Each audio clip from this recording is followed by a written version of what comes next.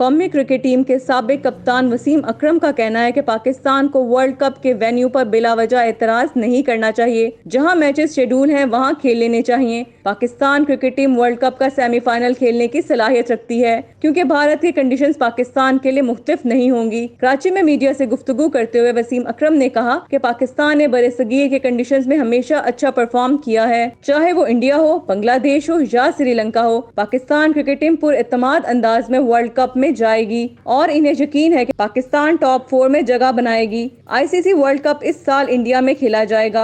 International cricket council ने मंगल को world cup के बाज़ाब्ता शेड्यूल का ऐलान किया है। एक सवाल पर वसीम अकरम ने बाबर आजम की हिमायत करते हुए कहा कि बाबर आजम को परेशान होने की कोई जरूरत नहीं, इसकी कप्तानी में कोई मसला नहीं। हम मसला निकालने की कोशिश करते हैं, वो बिल्कुल दुरुस्त सिमत में जा रहा है, इसलिए पूरी कौम इसके साथ है। इसे यही कहूँगा कि खेल पर फोकस रखे और अपनी क्रिकेट एंजॉय करे।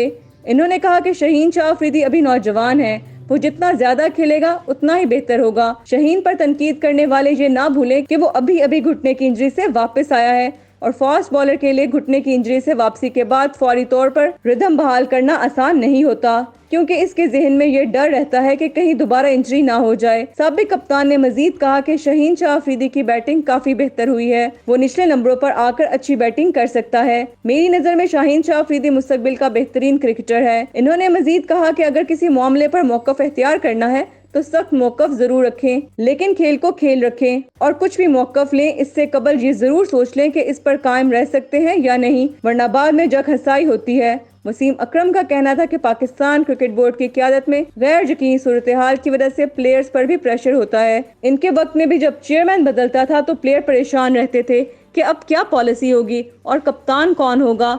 ये सारी बातें परेशान करती थीं।